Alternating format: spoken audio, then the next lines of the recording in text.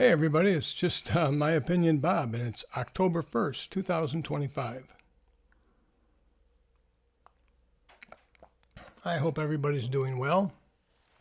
This video is kind of a continuation on one I did a little while back, and it was on selling your guitar collection.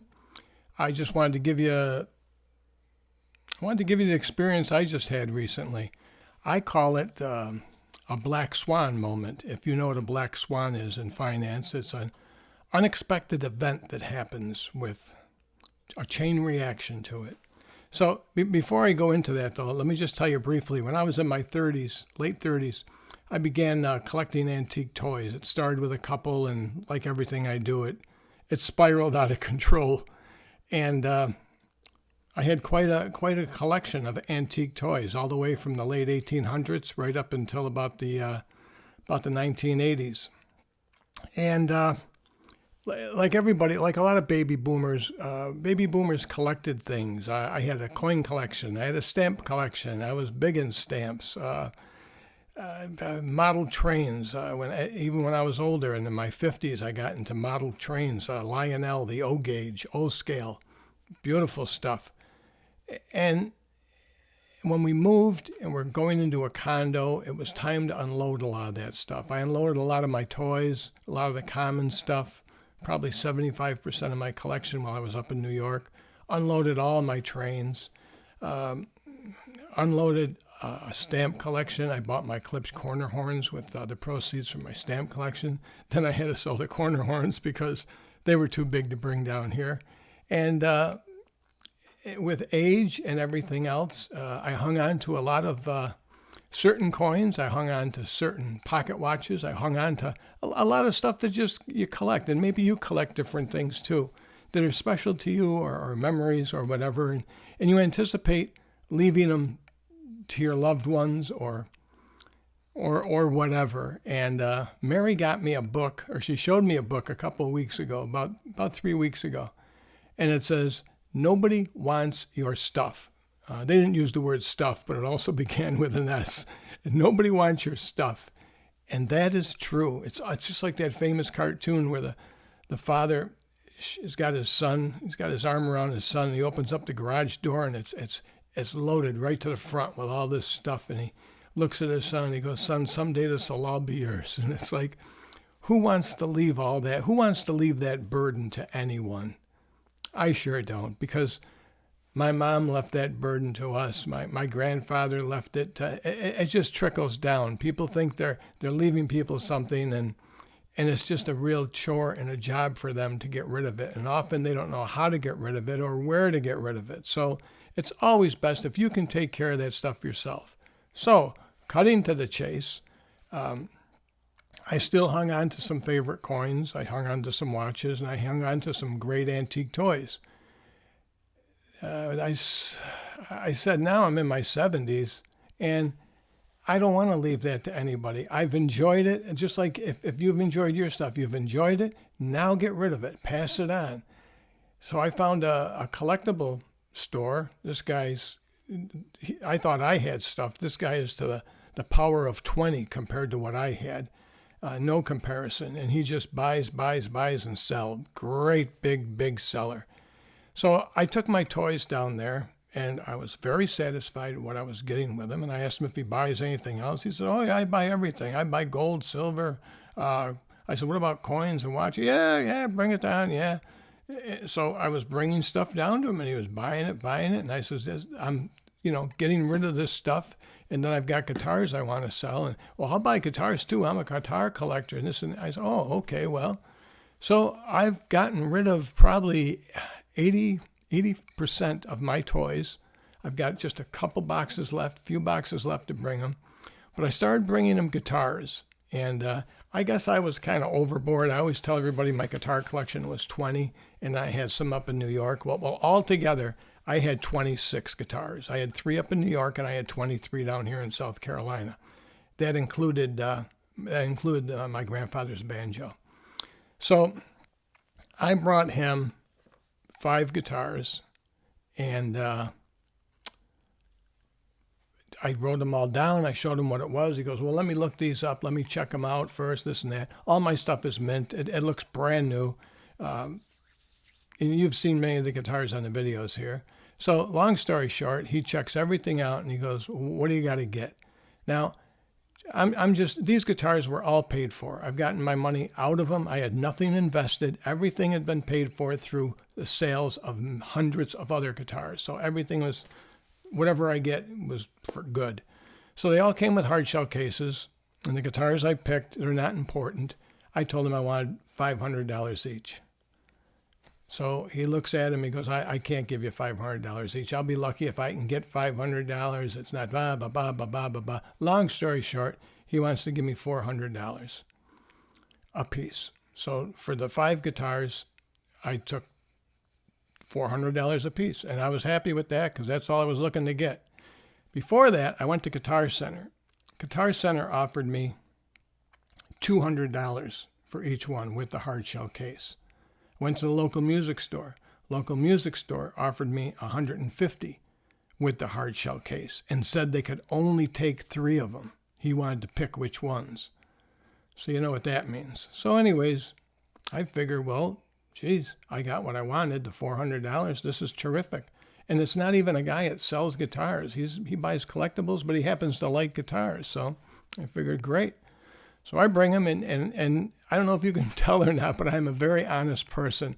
I don't like to stick it to anybody because I've had it stuck to me plenty of times in the past. So I try and be upfront with everybody. So naturally, this guy's in business and he wheels and deals. So he says, bring me some more guitars. It was a job getting all those guitars in, loaded up, and then he's nickel and diamond and haggling back and forth, this and that. So long story short, the next load of toys I brought a sheet of paper and I listed the guitars on the sheet of paper. I listed 5 guitars on there. And I says, here, you look them up and here's what I want for them. I want 500 each, but you bought the other ones. How about 400 each? We'll do the same thing. So he says, well, let me look them up. Let me check them out. So when I gave him the list, he says, I'll check them out. But he says, I got to tell you, that last batch I bought from you, those 5 guitars, I'm going to lose my shirt. I'm going to lose my shirt. He said, I should have never bought those guitars. I paid way too much for them. I says, no problem whatsoever. No problem. I says, give me the guitars back. I'll give you your money back in full. It's no problem.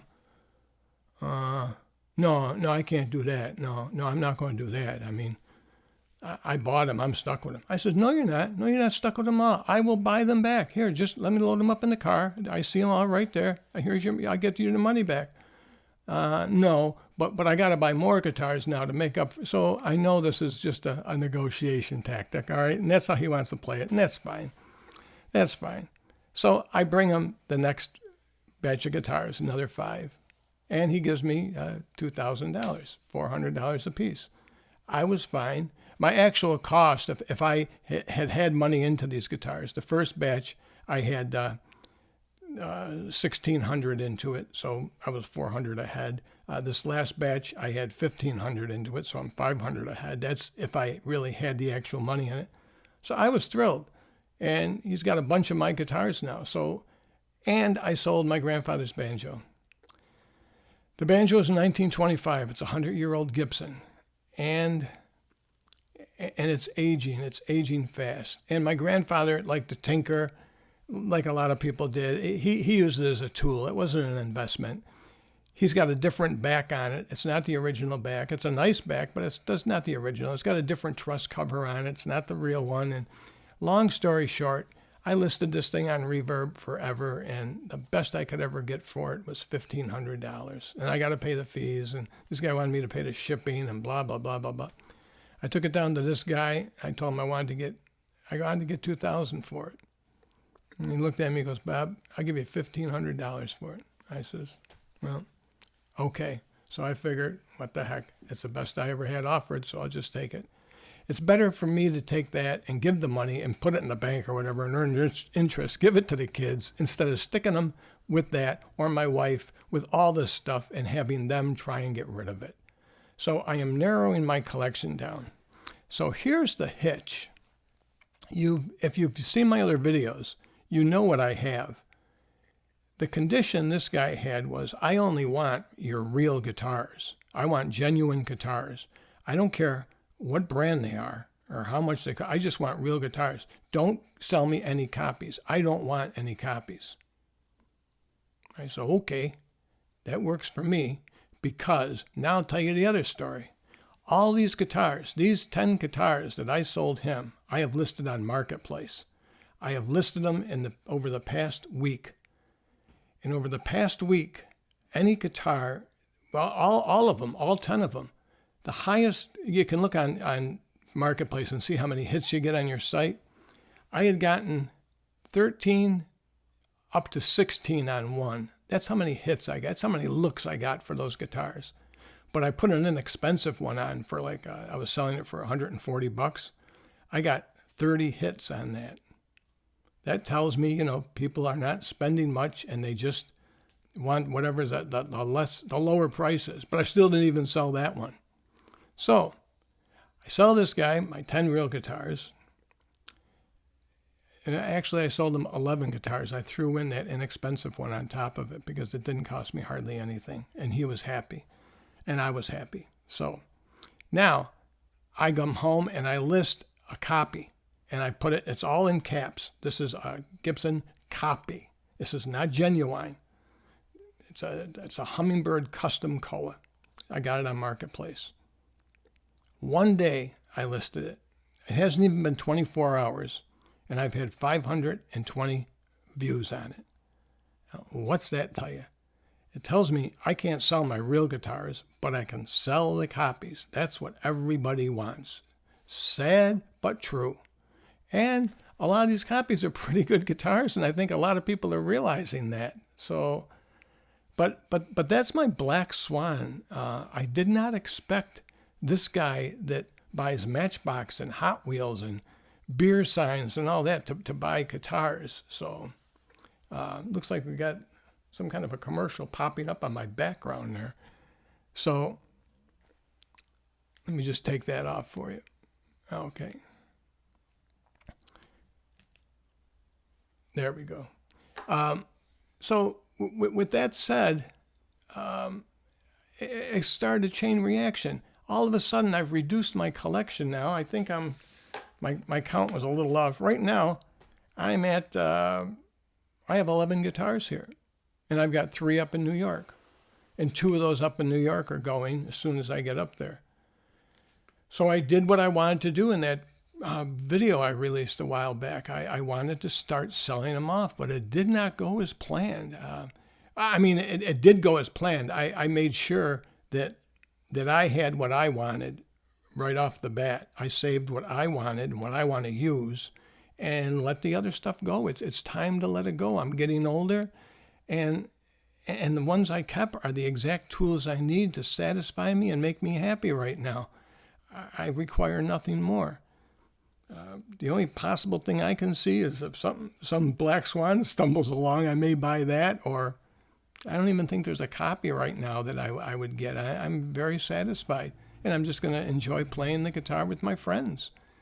And I'll be selling off these copies and getting that down, and I'll continue with another video and let you know how that progresses. But, man, this just turned out excellent. Here I'm struggling to sell a guitar on Marketplace. Can't even get a bite. Can't even get is it still listed? And this guy comes along and just buys them all and lays the money out. Yeah, could I have gotten more maybe if I sold each one individually? Yeah, probably could have. And you got to wait.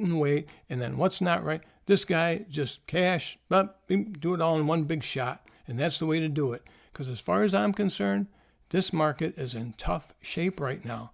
It's all baby boomers. Baby boomers are the ones that want to buy this stuff.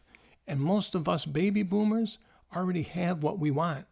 That's why these people with 100 guitars, 200 guitars in their collection, oh man, you're going to put that on somebody. You're going to put that on a loved one, a friend. You're going to put that on an enemy to get rid of, because that's just going to cause a lot of heartaches.